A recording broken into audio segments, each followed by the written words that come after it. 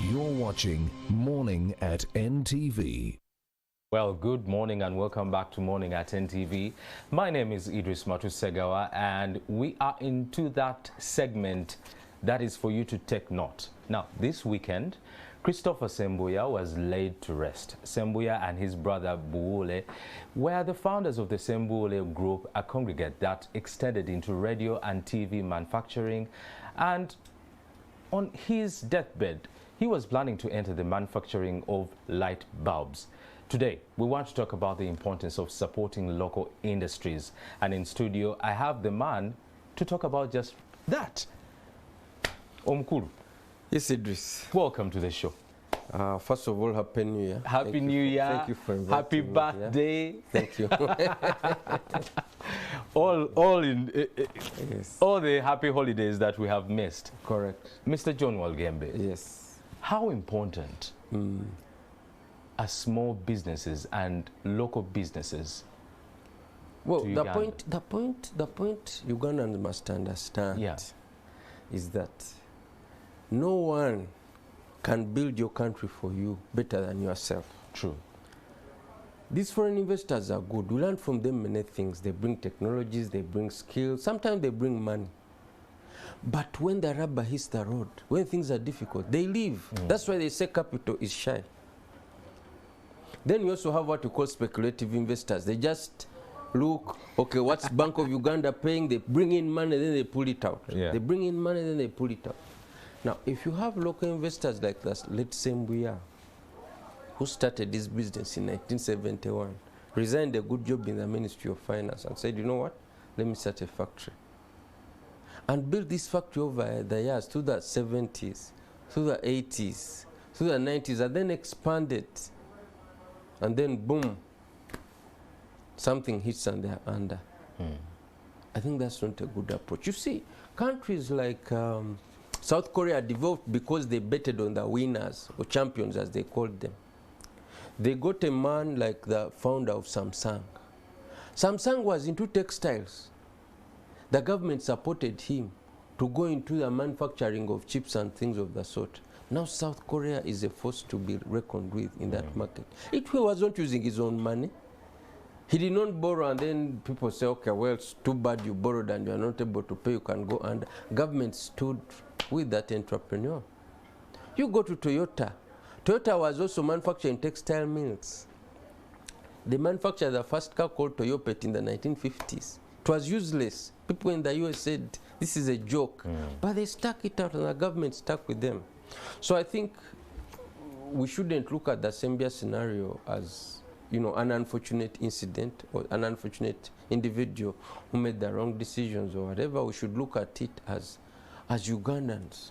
Whom are we supporting? How many local entrepreneurs have we grown? Now, for me as John, it's good to talk about micro, small, and medium enterprises. They're important. But we also need some large enterprises that are locally owned. Because they feed into the small They feed into this, yeah, because you're talking about backward and forward linkages. You can't have a sector that's dominated by MSMEs alone.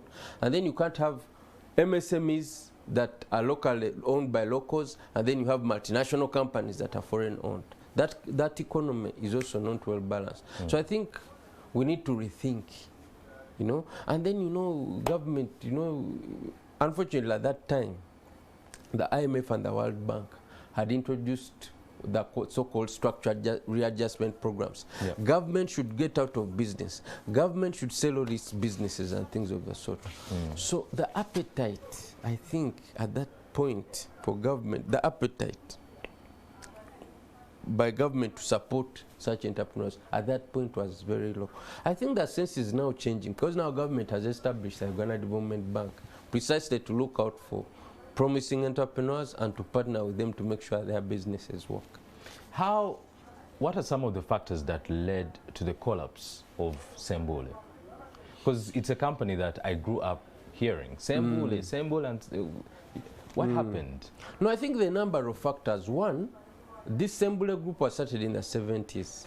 So for a long time, they dominated the market. Because remember in the 70s, Uganda was under sanctions. So when you're under sanctions, you find very limited competition from the outside. So they were kind of cautioned. Then in the 80s, when government came in, they started opening up and things of the sort. And then in the 90s, competition became full-blown. You started seeing other people, because government in 1991 established the Uganda Investment Authority. Yeah. And this role was to actively look for investors into Uganda. And when investors came, they found that that is a sector that's very interesting for them, and they came in. I think the other factor is that they also took out, Sembule Group took out a loan of about 10 billion, but were unable to pay. So by the time they were closed, they had 7 billion to pay. But remember, the factory itself was worth 27 billion. Okay? So I think in that case, government should have intervened and said, you know what, let's offset this loan to PTA.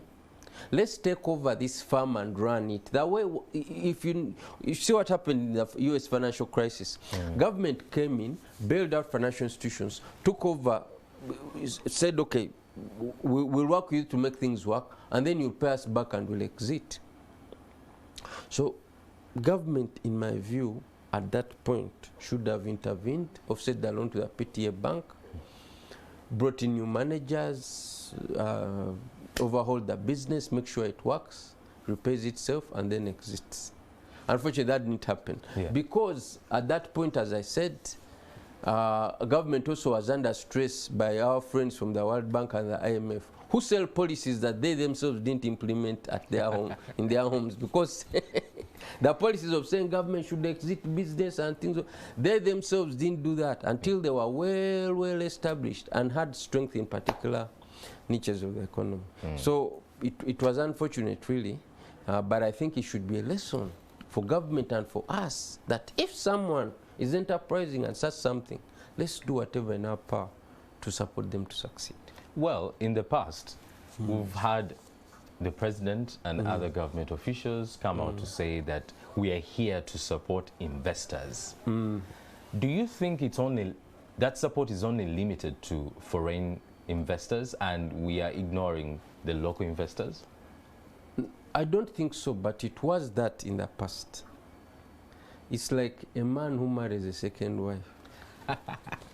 he although in practice he may say, well, all of you will be taken care of, but the attention shifts to the new catch.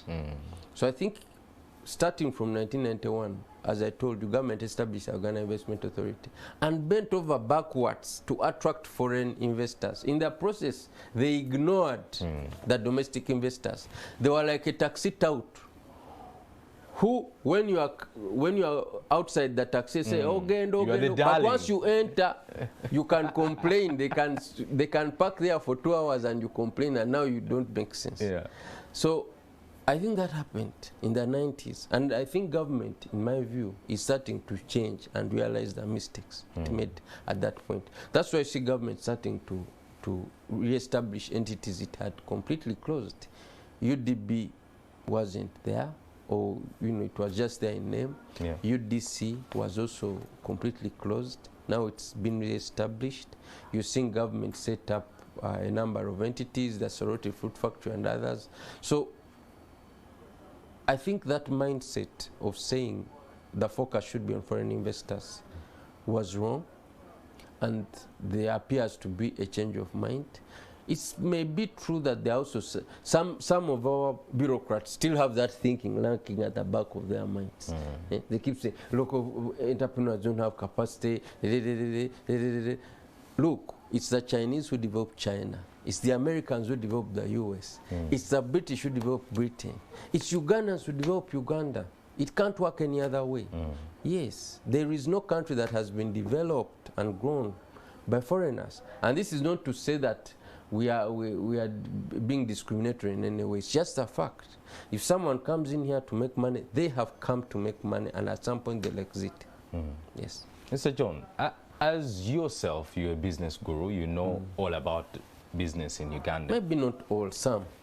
Yeah, but you're one of our celebrated people in the business sector.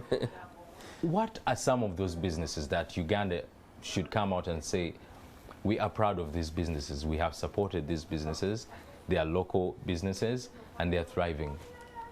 What are some? Well, it's hard for me to think of it. But there are not many, sadly. And that's the problem. That's the problem. If they say, if you have a school and they say mention your best students and you can't think them of it, then chances are you don't have many. So as a country, I think we keep mentioning the late Mulwana, but you can't mention one or two people. This has been an economy that has been running for years. You must have champions, a group of champions that we support. And for me, I would say government should identify entrepreneurs in particular sectors that they stand with, large businesses. At the same time, it should support micro, small and medium enterprises so that the two work together. These feed into the others. The others feed into, for instance, there is no country that has developed its manufacturing base without starting from the textiles and apparel sector. That is what happened in Japan. Yeah. That is what happened in China. That is what is happening right now in Bangladesh. You know, so every country that seeks to transition into an industrial powerhouse needs to leverage its cotton, textiles and apparel sector. Now the challenge, what's interesting is that Uganda has the best cotton, sub-Saharan Africa, best cotton knit. 90% exported and processed. Why? Why are we donating our resources to other countries? Why don't we leverage? And this sector alone can create 6 million jobs for Ugandans who are uneducated. See? So if we identify a sector and say, as a country, we believe we can have competition, can have a competitive advantage or even a comparative advantage in that sector. Then we throw everything at that sector. Let's don't spread all our things. You know, you identify 20 commodities, you're not the best in any. Okay? But look at what has happened in coffee. By focusing on coffee and focusing on coffee and focusing on coffee, we are now the leading coffee producer in sub-Saharan Africa.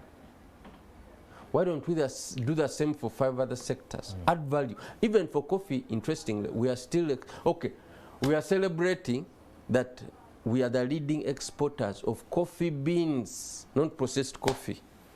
Coffee beans. It's like saying, I am the best student in Katakwi. Yes, you are the best student in Katakwi, but why don't you be the best student in Uganda? So for us as a country, I think we can do better. We need to be more focused. Yeah. We need to be more supportive of local enterprise. And I think the late Sembule should be a point of reflection for all of us. Why did we allow that man to fail? Over 7 billion. Then, and what can we do to remedy? Can we learn and say, okay, the next time such a thing happens, we will not fall short? Yes. Mr. Walugembe, I think for the last few years that I've been in existence, yes, there's been so much conversation kind of similar to one that we are having today of we are making mistakes, we should do better, we are making mistakes, we should do better. Then 10 years later, we are making mistakes, we should do better. What is the problem? Why is there a low, like the turnover time is taking too long? For example, you've given coffee as an example. Yes. For the last how many years? 40? You've been exporting coffee? Yes. Up to now? From independence, coffee beans. Up to now. The British left us, the main exports then were tea, coffee, should it take that long to actually evolve to better our manufacturing industry? Should it take that long? What is the problem? So the biggest challenge with Ugandans, and I'll be honest here, because I'm not a politician, thankfully, we have a problem with execution. We speak well, we write well, we are, if you look in terms of literacy and intellect, Ugandans are very intelligent people. You know, you go to South Africa, you find that most of the hospitals are run by Ugandans. Yeah. You know, I had sometime their chief surgeon was from Uganda, the head of the standards agency there was from Uganda. You go to other countries, the same. So Ugandans are intelligent. There is no doubt about that. And if you don't think they are, then you may need a re-education. But I think they are, on average, you know. But we lack the ability to execute.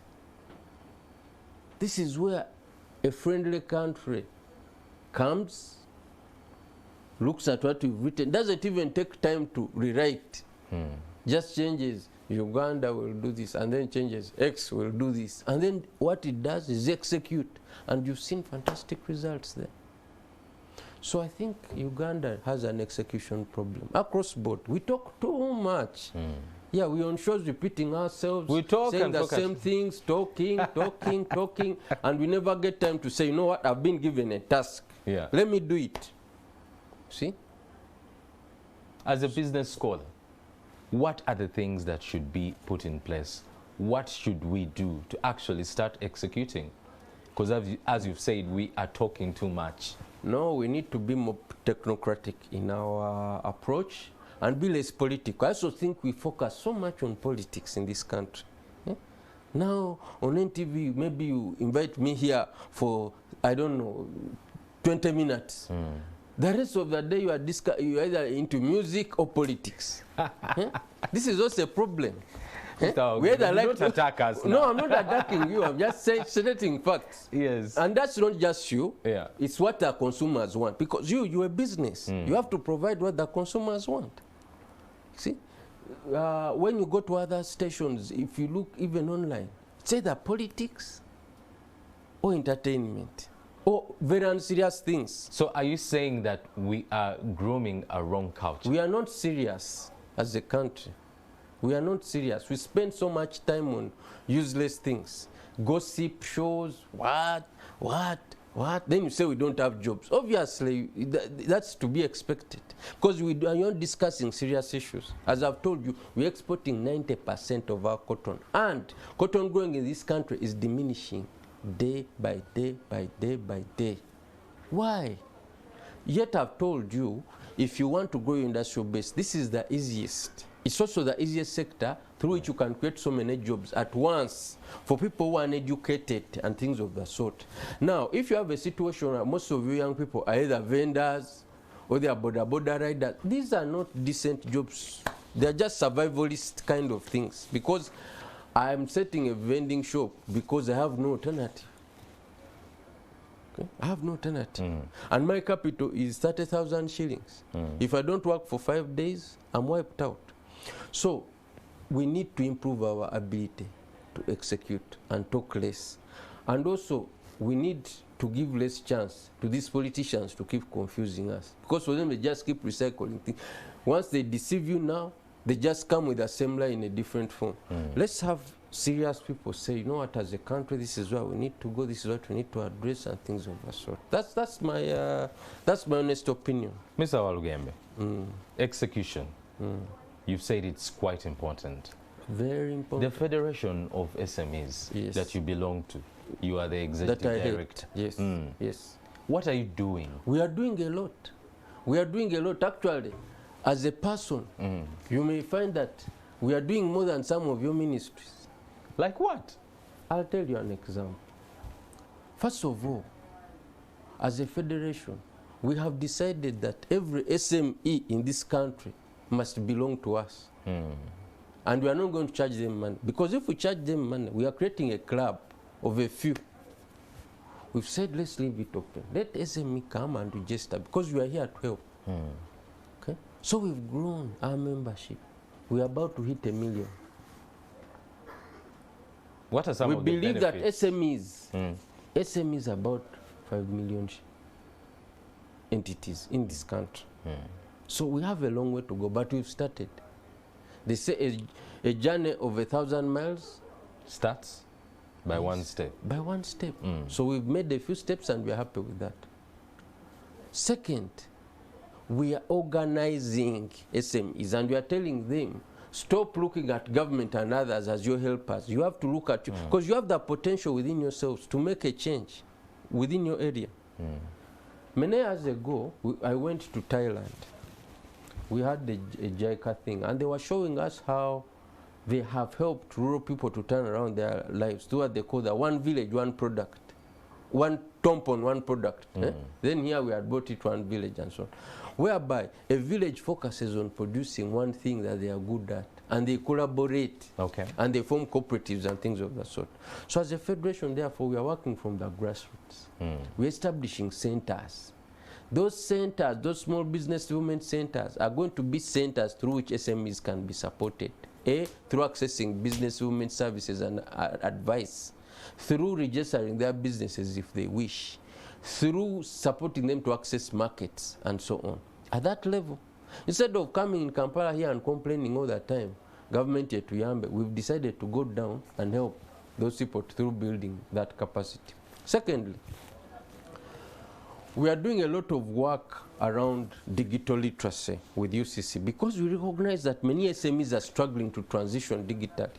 So we've been promoting the whole idea of digital literacy and equipping our SMEs with the competence that they require to survive in that digital age. We have trained now, I think very soon we'll be hitting 10,000 SMEs that we would have trained. But now we want to go further. Apart from training, what else? We want to onboard them onto online platforms so that they can market their products. We want to ensure that they have gadgets because there's also the issue of very expensive gadgets that SMEs can't access to go online. So we are ensuring that they have affordable gadgets that they can use as they transact online, among others. We are also implementing a number of interventions with the International Labour Organization in the refugee settlements. You know, also the refugees also have businesses. They're also SMEs, and also the people who host them. So we are also intervening there to build their capacity to ensure that also refugees, because also refugees have just been there begging, waiting for World Food Program. Now World Food Program has been reducing the food that they give them. So we are saying, no, you can also run a business. So we are also there actively supporting them in that regard. Yeah. So we are doing a lot. And I want to ask every government entity, instead of spending time talking, advertising, what? Go and do. You know, give us real results. We've done this, we've done this, we've done this, we've done this. And I can assure you that the Federation, in 10 years' time, the SME sector will not be the same as you see it today. People will be coming here to see how the Federation works. And other countries will learn from us how a strong business association can turn around things. So for us, what we can say is execution. Yeah. Execution, execution, execution. That's across board. Even in private businesses, you see. You find, you go to a business person, they report at 10 a.m., and then they want to leave at 3 p.m. You know, when you enter, they look the other way. Those are things we need to change. And we're not just talking about government. No, everyone is quick to blame government. Even you who is unable to run your carpentry workshop, you're blaming the president, not knowing the complexities of running a country. So each of us should start from where we are. Run your business well. You are running a ministry, report on time. Serve people. Don't think that they are your beggars. You're a public servant, not a public boss. Not people think that they are public bosses. How can I help you? Come back in 3 hours when the boss is back. So these are things that we need to address if we are to turn our country around. So for me, in terms of policy, I wouldn't say that Uganda is short of policies. I say Uganda is short of executors. It's short of serious people who want to do work. And if we do this, and if we give those serious people a chance, like the late Sembuya, we'll go far. We'll go far. The late Sembuya, the late Mulwana, all these other people who have started various businesses, if we give them room to thrive and to succeed, then Mr. Walugembe, you've talked about execution. Yes. Earlier on, we talked about timelines. Correct. I hope in the next 10 years, we don't have a similar conversation here. No.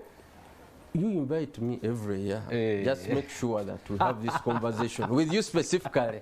And I'll be telling you the milestones. I hope we do. I hope we do. I'll be telling you the milestones because the Federation is a serious organization in this country. It's going to turn around things for small businesses. And just to tell you people, We are not a business. You are not jokers. We are not jokers. And some people look at us and think, hey, John, he sucks. Maybe we are not politicians. We are not business people. We are not running the Federation to make money. We have other things that we do that earn us money. We are here to ensure that the SME sector in this country grows. And we want you running your small business to work with us. And talking about small businesses, Mr. Walugembe. Yes. The vendors. Yes. A few weeks ago, I think they were given an ultimatum to be off the street. KCCA is not serious. KCCA is not serious. And I want to repeat this. KCCA is not serious. Look, if your children are not fed, they are dirty, and the visitors come, do you chase them? No, you're making my sitting room dirty. I have visitors today. You go to the village. When they come, you come back. It is your duty to support these people to become who you want them to be. Why are those people vending? We have told KCCA numerously that you need workspaces for SMEs, not markets that are hidden in swamps where no person. Because now KCCA looks at them as a nuisance, sets up obscure markets and wants to throw them there. These vendors are not stupid. They know other clients. Other clients are within town. No client will take a taxi to come to a market. So what can KCCA do within town to organize these vendors in such a way that the vendors still make business, they are organized, but also the city as a whole remains organized for others to also operate. But so that balance is what is failing them. And this looking at vendors as a nuisance, in my view, because they'll only increase, they're not going to reduce. As unemployment increases, you're going to have more vendors, more border riders and things like that. Yeah. So you must have a strategy. So our friends in KCCA, what's your strategy? Just to kick them off the street and take them to obscure markets? It won't work. You're going to run out of space very soon. So what is the strategy? This is why I talk about execution. Who is the strategist? What is the plan? Before we look at the plan, and probably we shall invite KCCA.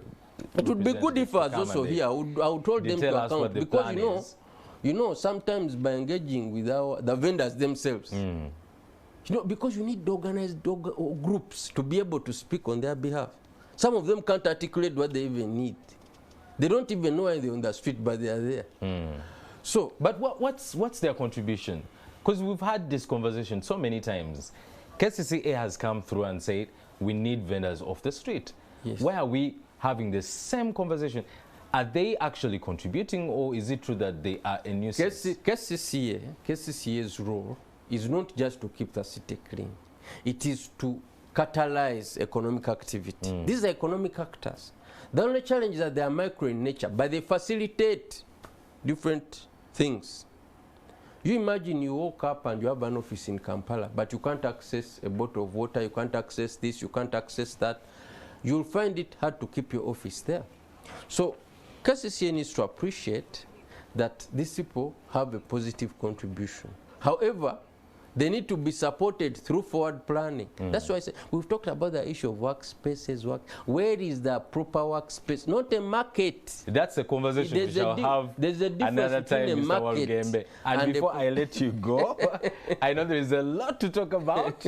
But before I let you go, just in 30 seconds, yes, just tell us about what are your thoughts about the fuel prices? No, the fuel price, we are shooting ourselves in the foot. Yes, you can do a COVID test. Why charge $30? And why truck drivers? Do you charge these cross-border women who cross on foot? Do you charge $30? If it's about COVID, then let it be blanket. Yeah? If it's a health concern, let it be blanket. We can bring the cost down, but allow trade to move. Because now we are causing more problems. There's what they call the law of unintended consequences. You want to solve one problem, you create a bigger problem. You see, now COVID has come down. We have a less, we have the Omicron variant, thankfully, is not as bad as the Delta one. Yeah. And then we are becoming very strict on truck drivers at the same time. Yet we should now relax a bit and create a protocol that ensure that thank you so much, Mr. Walugembe John, for coming through. And I hope inviting me. We shall have more conversations. Please keep inviting me. I'm happy to talk about the SME to improve the country Oh my God, there's so Very much true. to talk It's about. our country. We only have one country. We only have one. Every person has one country, and God didn't make a mistake. Yeah, well, right about now, I'm just going to cross over to Stephen Midday, who is drenched in rain. Stephen, tell us what's happening right there.